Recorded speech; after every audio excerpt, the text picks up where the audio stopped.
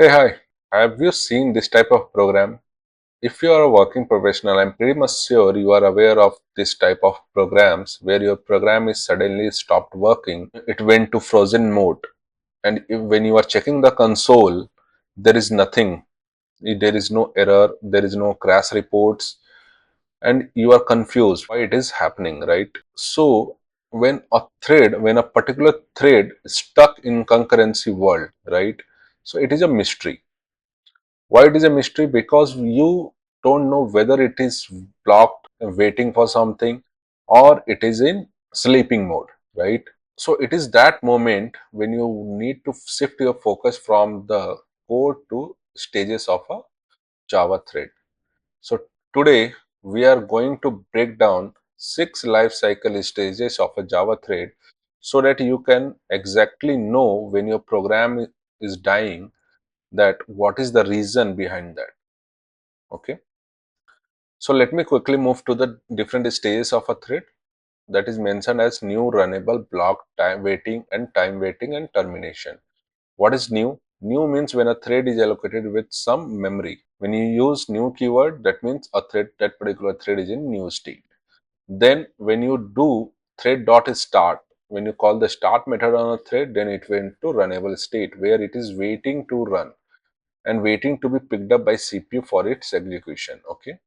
Now, what is blocked state? When a particular thread is waiting to execute the synchronized block that is already held by or that is already executing by another thread, then that former thread will move to the blocked state until that particular synchronized block or lock is available once again. Then we have waiting state. Waiting state is nothing but when a particular thread is waiting on some another thread to get a signal. How you can move a particular thread to waiting state? By calling the dot wait method on the object class. There is one more question will be arising in your mind: why that particular dot wait method is in object class, not in the thread class, unlike all these stages methods has. That is whole another discussion that we need to do in later videos, so please stay tuned for that.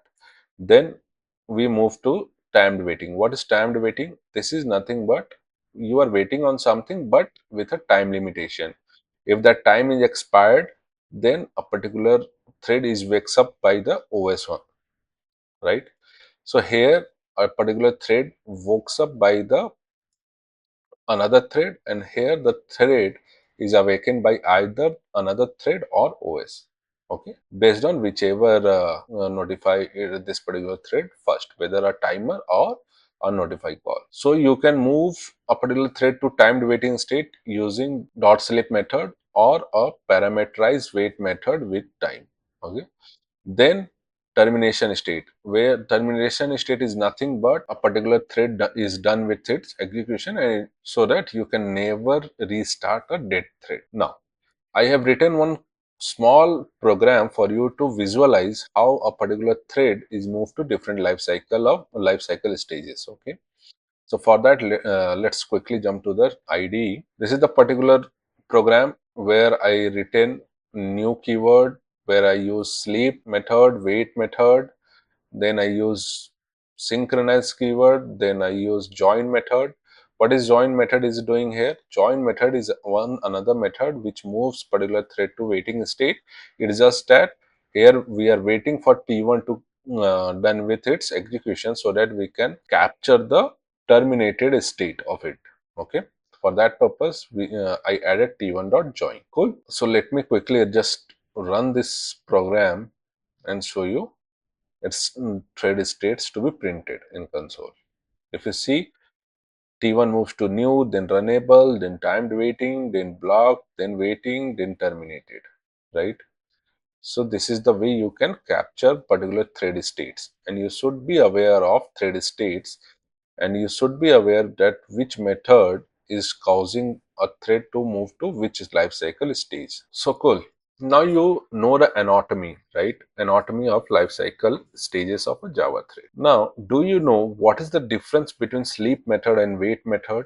Why Wait is more preferable over sleep, why sleep is not good for your application performance, and why sleep method is silently killing your application performance. So all these things I will explain in my next performance trap video, where you will get to know more about on performance of using sleep and wait method. Okay, that is very important for your interview perspective and for your concurrency practice. Okay, so stay tuned for my next video. Till then, please take care. Bye bye, and do comment if you have any doubt. Let's connect.